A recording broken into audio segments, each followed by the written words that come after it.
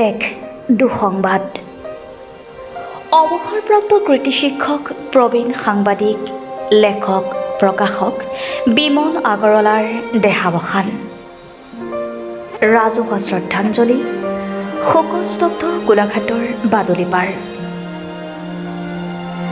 গোলাঘাট বাদুলিপাৰ অঞ্চলৰ কৃতি শিক্ষক গোলোক বৰবৰা উচ্চ মাধ্যমিক বিদ্যালয়ৰ প্ৰতিষ্ঠাপক বাৰ্তালোচনী প্ৰদীপৰ প্ৰকাশক সম্পাদক ৰঙামাটি সাহিত্য সভাৰ প্ৰতিষ্ঠাপক সম্পাদক জিলা সাহিত্য সভাৰ প্ৰাক্তন কাৰ্যনিৰ্বাহক সদস্য অসম সাহিত্য সভাৰ আজীৱন সভ্য লেখক প্ৰবীণ সাংবাদিক বিমল আগৰৱালাৰ দেহাৱসান।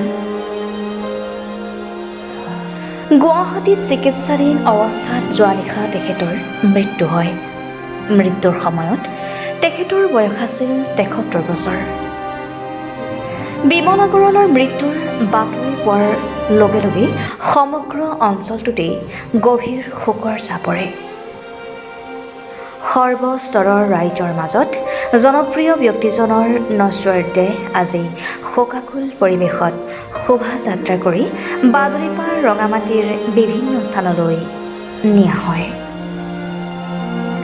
অসম সাহিত্য সভা ৰঙামাটি শাখা সাহিত্য সভা গোলোক বৰবৰা উচ্চ মাধ্যমিক বিদ্যালয় বাদুলিপাৰ আঞ্চলিক লেখিকা সমাৰোহ সমিতি চেউনি অংগনবাড়ী কেন্দ্ৰ ৰঙামাটি নাট্য মন্দিৰ ৰঙামাটি নাটকম ৰঙামাটি ৰাজহুৱা পুথিভঁৰাল ৰঙামাটি গাঁৱৰ পচতি নামঘৰ আদি বিভিন্ন অনুষ্ঠান প্ৰতিষ্ঠানে গভীৰ শ্ৰদ্ধাঞ্জলি জ্ঞাপনেৰে শেষ শ্ৰদ্ধা নিবেদন কৰে।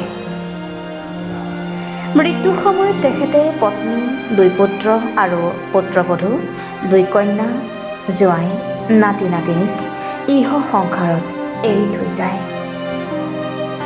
জীৱিতকালত বিমল আগৰৱালা বৃহত্তৰ অঞ্চলটোৰ বিভিন্ন অনুষ্ঠান প্ৰতিষ্ঠানৰ লগত ওতঃপ্ৰোতভাৱে জড়িত হৈ সামাজিক দায়বদ্ধতা পালন কৰি গৈছে।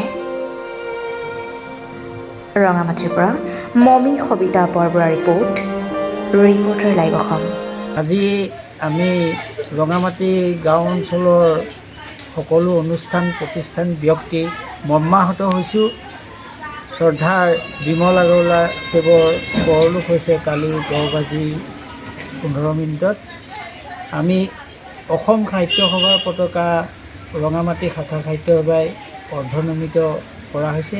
যিহেতু তেখেত ৰঙামাটি শাখা সাহিত্য সভাৰ 1970 চনত প্ৰতিষ্ঠা হওঁতে প্ৰতিষ্ঠাপক সম্পাদক আৰু পাছলৈ সভাপতি আসন অলংকৃত কৰিছিল।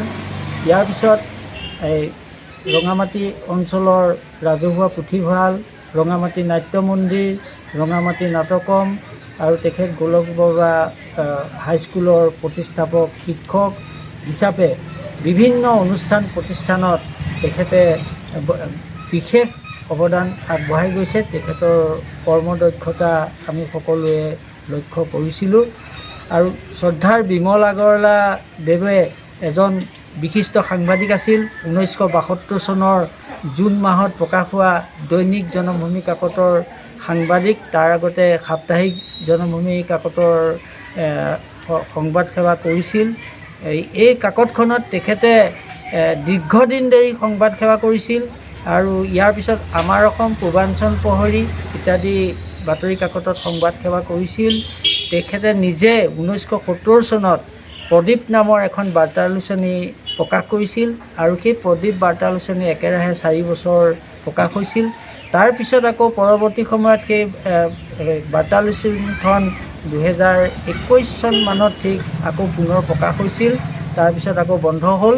এইখিনি কাম তেখেতে কৰি আছিল এই বিমল আগৰৱালা দেৱে। আৰু এই অঞ্চলটোৰ আজি তেখেতৰ নশ্বৰ দেহ আমাৰ সাহিত্য সভাৰ কাৰ্যালয়ৰ সন্মুখত উপস্থিত হোৱাৰ লগে লগে অসম সাহিত্য সভা গোলাঘাট জিলা সাহিত্য সভা ৰঙামাটি শাখা সাহিত্য সভা ৰঙামাটি নাট্য মন্দিৰ ৰঙামাটি নাটকম ৰঙামাটি বহুমুখী জাতীয় বিদ্যালয় বাদুলিপাৰ আঞ্চলিক লেখিকা ৰিপৰ্টাৰ লাইভ